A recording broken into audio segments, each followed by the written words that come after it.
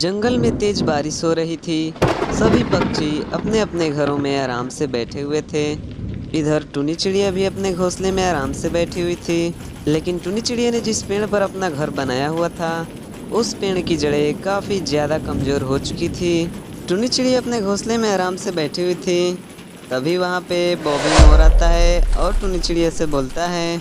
अरे टूनी बहन, तुम जिस पेड़ पे घोंसला बनाई हो उस पेड़ की जड़ें तो काफी ज्यादा कमजोर हो चुकी हैं और यह पेड़ कभी भी गिर सकता है। इसीलिए तुम्हें जल्द से जल्द किसी दूसरे पेड़ पर अपना घोंसला बना लेना चाहिए। अरे हाँ हाँ बॉबी भाई, बारिश खत्म होते ही मैं किसी दूसरे पेड़ पर अपना घोंसला बना लूंगी। बारिश खत्म होते ही चिड़िया दाना और अपने घोंसले बनाने के लिए एक अच्छा सा पेड़ ढूंढने के लिए निकल पड़ती है। चिड़िया को दाना ढूंढते ढूंढते काफी समय बीत जाता है। तभी उस चिड़िया को कुछ जमीन पर पड़े हुए दाने दिखाई देते हैं। चिड़िया दाना लेने के लिए नीचे जाती है। नीचे उतरते ही चिड़िया की नजर एक पेड़ पर जाती है। अरे वाह, ये पेड़ तो घोंसले बनाने के लिए बहुत ही अच्छा है। फिर चिड़िया दाना लेकर अपने घर चली जाती है और एक नया घोंसला बनाने के लिए लकड़ियाँ इकट्ठा करने लगती है। कुछ दिनों बाद टुनी चिड़िया अपने रहने लायक उस पेड़ पर एक अच्छा सा घर बना लेती है और उस घर में अपने अंडे को भी लाकर रख देती है। लेकिन चिड़िया इस बात से बिल्कुल ही अनजान थी कि जिस पेड़ पर अपना वह घर बनाई हुई है और उस गुफा में एक बहुत ही क्रूर सांप रहता था। वह सांप चिड़िया को अंडे लाते हुए देख लिया था। अरे वाह भाई, चिड़िया ने तो घोंसले में चार चार अंडे दिए हैं। इसका अंडा खाने में तो मजा ही आ जाएगा। फिर वह सांप चिड़िया को बाहर जाने का इंतजार करने लगा। देखते ही देखते 2 दिन बीत गए, लेकिन चिड़िया अपने घोंसले से बाहर नहीं निकली। लगता है ये चिड़िया अपने घोंसले में कई दिनों का भोजन इकट्ठा करके रखी हुई है, तभी यह भोजन लाने के लिए कहीं बाहर नहीं जा रही है। चलो, यह चिड़िया कभी तो बाहर निकलेगी। फिर कुछ दिनों बाद चिड़िया के दाने खत्म हो जाते हैं और वह दाना लाने के लिए बाहर निकल जाती है। चिड़िया को बाहर जाता देख सांप बहुत ही खुश हो जाता है और वह सांप जल्दी जल्दी से चिड़िया के घोंसले में चला जाता है। वहां जाते ही सांप चिड़िया के एक अंडे को फटाक से खा जाता है और बोलता है।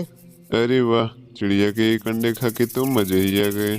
चलो, एक अंडे उठा के अपनी गुफा में ले चलता हूँ और बाकी के बचे 2 अंडे को किसी दूसरे दिन चिड़िया के घोंसले में आकर के खा लूंगा। इतना बोलकर सांप घोंसले से एक और अंडे को उठाकर वापस अपनी गुफा में जाने लगता है। तभी टुनी चिड़िया उधर से आ रही होती है। वह सांप को अंडे ले जाते देख लेती है। अरे यह सांप किसका अंडा लेकर जा रहा है? कहीं यह सांप मेरा अंडा तो नहीं लेकर के जा रहा? टुनी चिड़िया जल्दी से अपने घोंसले में जाती है। घोंसले में जाकर वह देखती है कि उसके 2 अंडे गायब थे। टुनी चिड़िया बहुत ही ज्यादा दुखी हो जाती है और रोने लगती है। अरे सांप ने तो मेरे ही 2 अंडे लेकर गया है। हे भगवान, अब मैं क्या करूं? मैं तो उस सांप का मुकाबला भी नहीं कर सकती। थोड़ी देर चिड़िया वैसे ही रोती रही। फिर उसके मन में एक विचार आता है। लेकिन बॉबी मोर तो उस सांप का मुकाबला आसानी से कर सकता है। वैसे भी वो सांप का शिकार तो ढूंढता ही रहता है। मैं उसे ही बुला करके लाती हूँ, वही इस सांप को इसके किए की सजा देगा। फिर अगली सुबह होते ही टुनी चिड़िया उस मोर के यहाँ जाती है और बोलती है। मोर भाई, मैं जिस पेड़ पे घोंसला बनाई हूँ उस पेड़ के नीचे एक गुफा है। उसी गुफा में एक सांप रहता है। उस सांप ने तो मेरे 2 अंडे ही खा लिए हैं। कृपा करके तुम मेरी मदद करो, नहीं तो वो सांप मेरे बचे हुए 2 अंडों को भी खा लेगा। अरे उस सांप ने तो तुम्हारे साथ बहुत ही बुरा किया। चलो, मैं अभी उस सांप को उसके किए की सजा देता हूँ।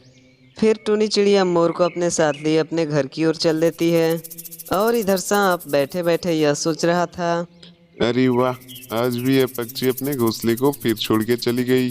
चलो, अब मैं इसके बाकी के बचे हुए 2 अंडे को इसके घर में जाकर के खा लेता हूँ। फिर वह सांप चिड़िया के घर में चला जाता है। घर में जाकर वह अंडे खाने ही वाला होता है कि वहाँ पे टुनी चिड़िया और बॉबी मोर आ जाते हैं। क्यों रे सांप, अंडे खाने में तो तुझे बहुत ही मज़ा आ रहा है ना? आज तो मैं तुझे ही मार करके खा जाऊंगा। वैसे भी बहुत दिनों से मैंने शिकार भी नहीं किया है। अरे नहीं नहीं मोर भाई, मुझे छोड़ दो। अब मैं कभी भी किसी भी पक्षी के अंडे नहीं खाऊंगा। मुझे माफ कर दो। सांप मोर से बार बार माफी मांगता है, लेकिन मोर उसकी एक नहीं सुनता। और अंत में उसे अपने पंजों में फंसाकर किसी दूसरे जंगल के नदी में फेंक आता है। यह कहानी एक छोटे से जंगल की है। इस जंगल में टुनी चिड़िया अपने एक छोटे से बच्चे टुनटुन चिड़िया के साथ रहा करती थी। जंगल में कई महीनों से बरसात न होने के कारण जंगल की सारी फसलें बर्बाद हो चुकी थी और टुनी चिड़िया घर में खाने के लिए एक भी अनाज के दाने नहीं थे। मम्मा, बहुत जोरों की भूख लगी है।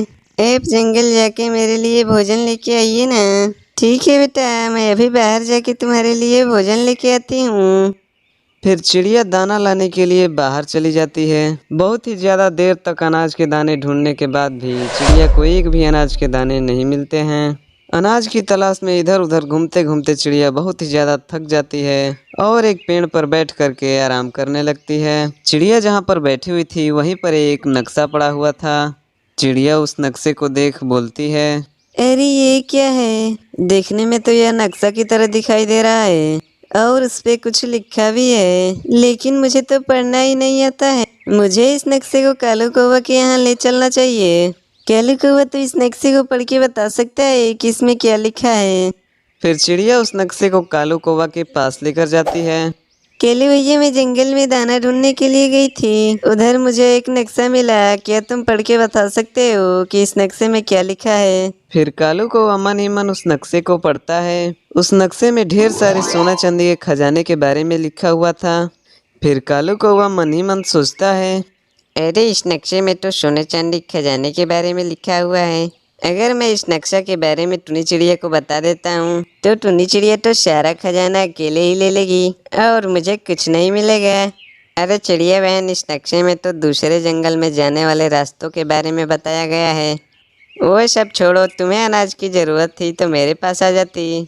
मेरे पास तो काफ़ी ज़्यादा अनाज के दाने हैं।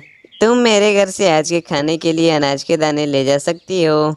फिर चिड़िया कालू कौवा के यहाँ से अनाज के दाने लेकर अपने घर चली जाती है और इधर कालू कौवा नक्शे की मदद से गुफा की ओर चल देता है। कुछ समय बाद कौवा आखिरकार उस गुफा के यहाँ पहुँच ही जाता है। गुफा के अंदर पहुँचते ही कालू कौवा गुफा में पड़े हुए खजाने को देख बहुत ही ज्यादा खुश हो जाता है।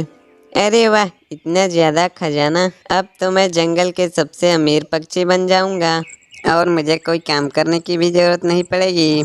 कालू कौवा जैसे उस खजाने को उठाने वाला होता है कि अचानक वहां पर एक बहुत ही भयंकर सांप आ जाता है और वह सांप बिना कुछ सोचे कालू कौवा को तुरंत ही मार डालता है। तो इस कहानी से हमें यह शिक्षा मिलती है कि हमें कभी भी जीवन में लालच नहीं करना चाहिए। ऐसे ही नई नई कहानियाँ सुनने के लिए हमारे चैनल को सब्सक्राइब अवश्य करें।